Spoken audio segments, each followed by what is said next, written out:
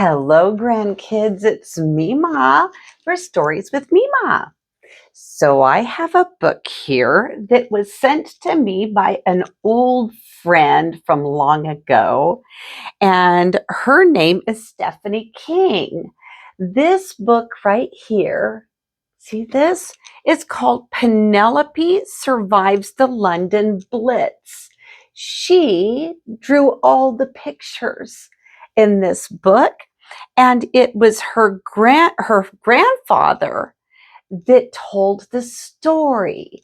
And this story is about when he was younger and during his time, his experience during World War II, and about how there were some hedgehogs that he was introduced to at this time. So let's see what this story is, what this story is about. Penelope lived in England and was a kind and devoted hedgehog who cared very much for her youngsters. There they are, right there.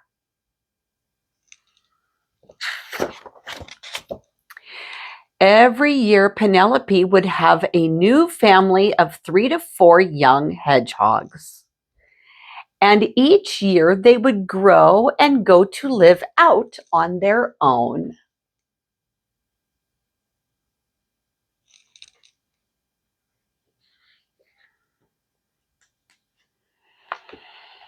They lived a quiet life and were left quite alone as they snuffled for grubs and occasionally dug up some root vegetables. Each year, Penelope would teach her young respect for the human people with whom they shared the land. She also taught them to listen to her and to act in ways that would keep them safe in the world.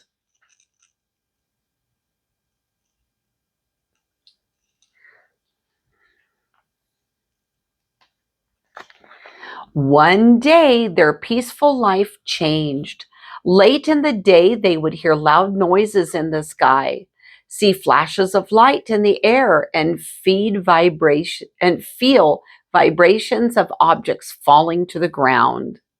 Penelope listened to find out what the humans were talking about and if she could learn about all these strange events. See the airplane dropping bombs. The big word she kept hearing was war. She did not understand what the word meant, but she did know that war meant danger to her family. Stories passed through the animal world that even though they were not at war, animals were being hurt from the things that fell from the sky. Oh no, that's terrible.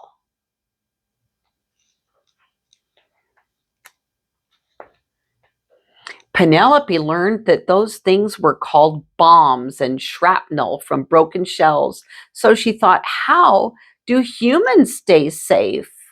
She noticed that there were times when the humans lived a normal life and went back to work and play as though nothing was happening.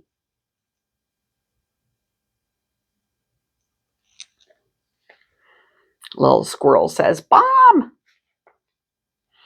Then suddenly a loud wailing sound would be heard that would hurt the hedgehog's sensitive ears. When this happened, the humans sought shelter until another continuous siren sound told them that everything was all right and they could leave the shelter area. This year, Penelope and her family had been living in a garden at a human's home and had watched as the humans had a concrete and brick building built in their garden.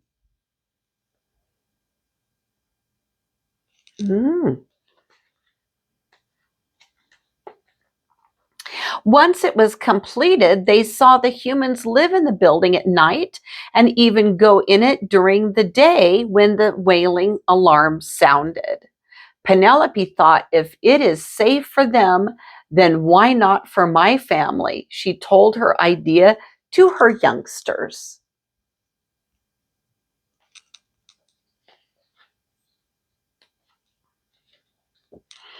But they were more afraid of the unknown and how the humans might act. They told her, "Just stay with us, we will be safe." Penelope was not so sure. She had seen what the war had done to other animals in the area, and she believed safety only lay with the help from the people in their shelter. Oh, it's sad to think what it did to the other animals. So one night, after making sure that the young ones were settled down and asleep, she quietly slipped away. Penelope crept over to the entrance of the building. She stood outside the door and wondered what she would do next. She almost felt like running back, but the thought of the safety of her young ones was too great. She's wanting to protect them, huh?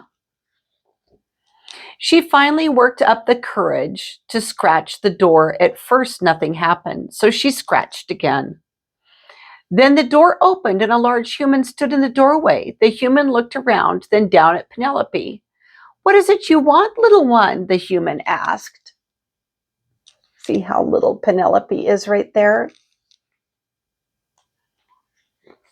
Not being able to talk to the person, Penelope stepped forward into the shelter.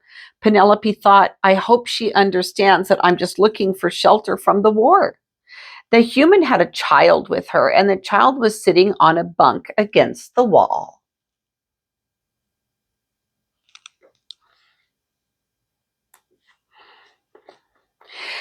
There were other bunks and boxes in the shelter, so Penelope took a few more cautious steps to get into a corner where she felt a little safe from the large human bodies.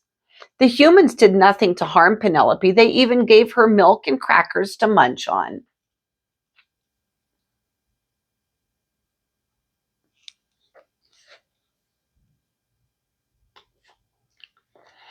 Later, when the raid was over, Penelope got up and shuffled to the friendly human who let her out.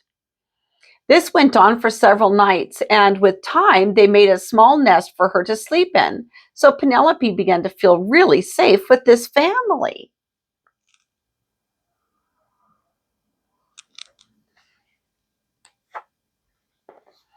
She told her little ones what to expect if they joined her in the shelter at night. That night, Penelope and her three young ones set off for the shelter. When she scratched at the door, the human looked down, exclaiming, "You brought your whole family. Come on in." See the little boy there? I wonder if that's Stephanie's grandpa when he was little. Penelope showed her children where to settle down and to not be afraid or do anything to annoy the humans. All four of them munched on crackers and sipped milk before curling up to sleep.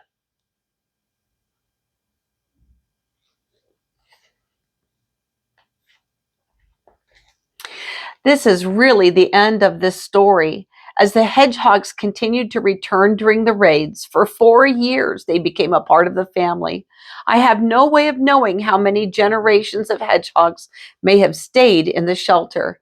I was almost 9 when the bombing ceased, and we had no early warning when the rocket attacks occurred in the shelter later year of the war.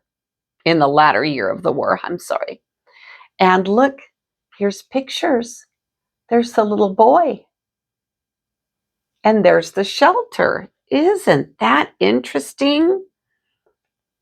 Isn't that interesting that the hedgehogs went into the shelter with the family? And that's a true story. Well, grandkids, Mema loves you very much. I love you, a bushel and a peck, a bushel and a peck, and a hug around the neck. I'll read you later.